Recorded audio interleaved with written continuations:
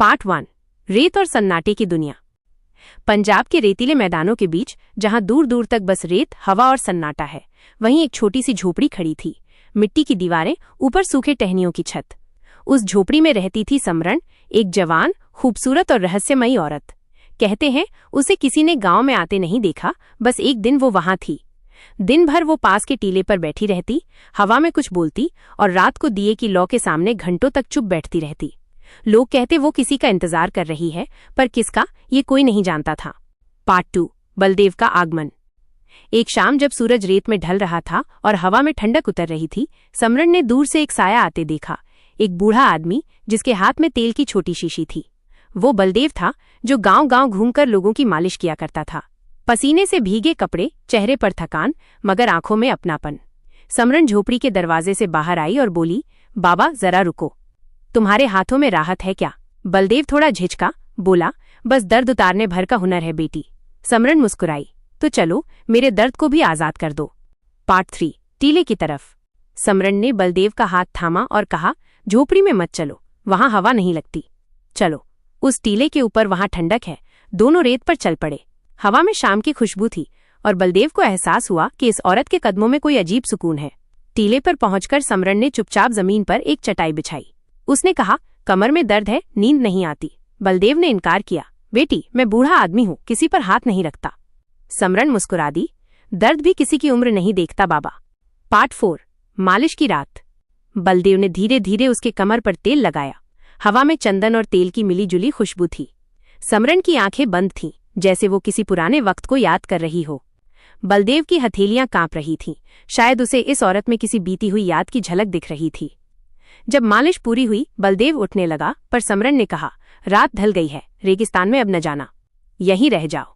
बलदेव झिझका, फिर उसकी मासूम नजरों को देखकर मान गया। दोनों झोपड़ी के बाहर रेत पर बिछी चटाई पर लेट गए।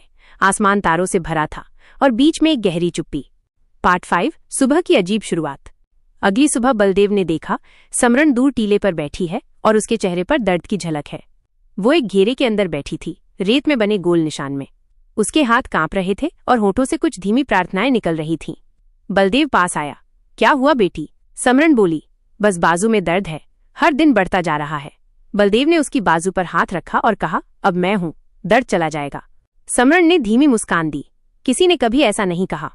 6। अपनापन और अजनबीपन। उस दिन से बलदेव वहीं रुक गया। वो झोपड़ी की मरम्मत करता, पानी लाता और शाम को समरण के साथ बैठकर बातें करता। कभी कभी समरण हंस पड़ती तो कभी अचानक चुप हो जाती। एक रात उसने पूछा, बाबा क्या तुम कभी किसी को छोड़कर आए हो?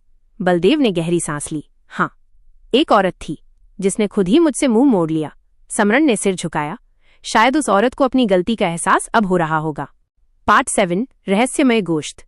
तीसरी शाम समरण ने खुद खाना बनाया। धीमी आंच पर गोश्त पक रहा था, खुशबू हवा में तैर रही थी। बलदेव ने पूछा, ये गोश्त कहाँ से आया? समरण ने कहा, तुम्हारे आने से पहले भी कोई आया था, वो रेत की वादी में नीचे चला गया। बलदेव के हाथ रुक गए, उसकी आंखों में डर उतर आया। नीचे चला गया मतलब? समरण ने सिर झुका लिया, कुछ बातें रेत में दबा दी जाएं तो अच्छा होता है। पार्ट 8। गोल दायरा और सजा। हर सुबह समरण वही गोल दायरा बनाकर उसके अंदर बैठ जाती। बलदेव ने देखा, वो दायरे से बाहर नहीं निकलती। उसने पूछा, ये कौन सी पूजा है? समरण बोली, ये पूजा नहीं, सजा है। मैं हर रोज अपने किए का हिसाब इस रेत से मांगती हूँ। बलदेव हैरान था, कौन सी गलती की तुमने? समरण मुस्कुराई, जिसकी वजह से तू यहां आया है वही गलती। पार्ट 9। दिल का दर्द। दिन गुजरते गए। बलदेव अब उस झोपड़ी को अपना घर मानने लगा था। वो समरण के लिए पानी लाता, लकड़ी काटता और रात को आग के पास बैठकर उसके चेहरे को देखता रहता। एक दिन समरण ने पूछा, अगर मैं कहूं कि मेरा दर्द किसी और की सजा से जुड़ा है तो तुम मानोगे? बलदेव ने कहा, बेटी दर्द कभी झूठा नहीं होता। समरण मुस्कुराई, तो फिर आज से तुम मेरे दर्द के रखवाले हो। बलदेव ने उसकी आंखों में झांका, वहां कुछ जाना पहचाना सा चमक रहा था। पार्ट 10। अधूरी बात। उस रात रेत पर हल्की हवा चल रही थी। समरण झोपड़ी के बाहर बैठी थी, हाथ में वही तेल की शीशी। बलदेव पास आया, फिर दर्द? समरण ने धीरे से कहा, दर्द तो अब दिल में है, तुम्हारे हाथों से जो सुकून मिलता है वो किसी दवा में नहीं। बलदेव ने सिर झुका लिया, मैं तो बस थका हुआ बूढ़ा हूं। समरण ने कहा, नहीं, तुम वही हो जो मुझे पूरा कर सकता है। बलदेव कुछ समझ नहीं पाया, पर उसके दिल में एक हलचल उठी। पार्ट 11। रात की तन्हाई। आधी रात को बलदेव की नींद खुली। उसने देखा समरन झोपड़ी से बाहर रेत पर बैठी है, चांद की रोशनी में कुछ बुदबुदा रही है। वो धीरे धीरे उसके पास गया। समरन रेत में एक गोल घेरे के अंदर थी और उसके चेहरे पर आंसू चमक रहे थे। वो कह रही थी, हे ऊपर वाले, अगर तू सच में है तो मुझे माफ कर दे। मैं अब किसी को दर्द नहीं दूंगी, बस उसे पहचानने की हिम्मत दे दे। बलदेव की आंखें भी भर आईं, पर उसने चुपचाप अपनी जगह लौट जाना बेहतर समझा। पार्ट 12 अतीत की झलक।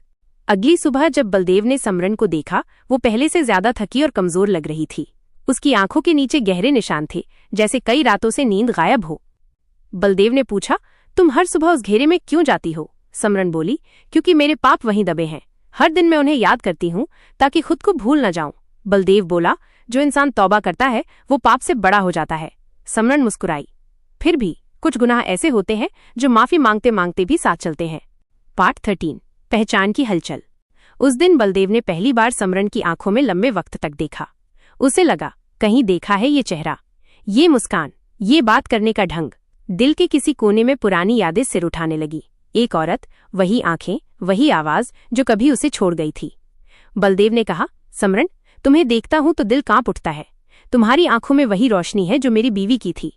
समरन के होंठ कांप गए, मगर उसने सिर झुका लिया। शायद इसलिए तुम मुझे यहां तक पहुंचे। पार्ट 14 सच का सामना। रात ढली तो समरन आग के पास बैठी थी। बलदेव ने पास आकर कहा, अब सच बता दो, कौन हो तुम और क्यों इस सजा में जी रही हो? समरन ने गहरी सांस ली।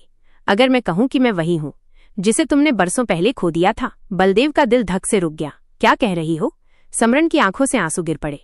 हाँ बलदेव, वो औरत मैं ही हूं, तुम्हारी समरन। रेगिस्तान में सन्नाटा छा गया। पार्ट 15 जादूगरनी का सौदा। बलदेव स्तब्ध था, पर समरन बोलती रही। वक्त था जब मैं जवान और खूबसूरत थी। मुझे लगा अगर ये खूबसूरती खत्म हो गई तो दुनिया मुझे भूल जाएगी। फिर मैं एक औरत से मिली, काली चादर में लिपटी, जिसने कहा, अगर तू जवान रहना चाहती है तो हर महीने किसी जिंदा चीज का खून अपने जिस्म पर लगा। मैंने अंधेपन में वो कर दिया और वही मेरी बर्बादी की शुरुआत थी। पार्ट 16 पाप की कीमत। उस जादू के बाद मैं खूबसूरत तो बन गई, पर मेरा दिल पत्थर हो गया। नींद गायब हो गई और हर दिन शरीर में अजीब दर्द उठता। लोग मुझसे डरने लगे और मैं खुद से भागने लगी। एक दिन एक बाबा ने कहा, जिस्म की हिफाजत के लिए तूने रूह बेच दी है बेटी, अब तेरा इलाज सिर्फ तौबा में है। उन्होंने कहा, तू रेगिस्तान में जा और तब तक माफी मांग जब तक रेत तुझसे थक न जाए।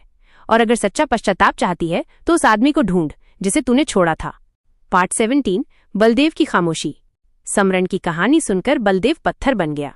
उसने सिर्फ इतना कहा, तूने गुनाह किया, पर उस गुनाह में डर नहीं, पछतावा है, और यही तेरी सबसे बड़ी तौबा है। समरन रोने लगी। क्या तुम माफ कर पाओगे? बलदेव ने कहा, माफी मैं नहीं दूंगा, तेरी आंखों के आंसू देंगे। उसने उसका हाथ थामा, जैसे बरसों की दूरी मिटा दी हो। पार्ट 18 तौबा की सुबह।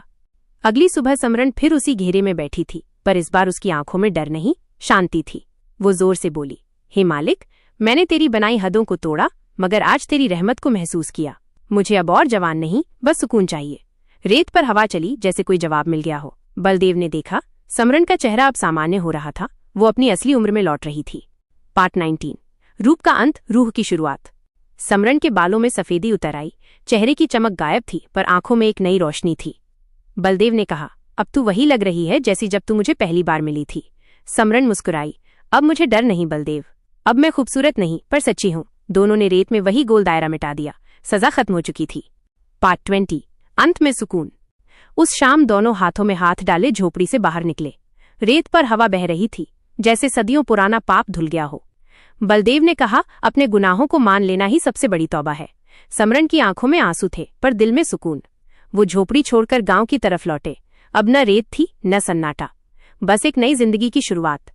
और कहते हैं, उस रात के बाद उस झोपड़ी की मिट्टी से अब तक एक खुशबू आती है सच्चे पश्चाताप की।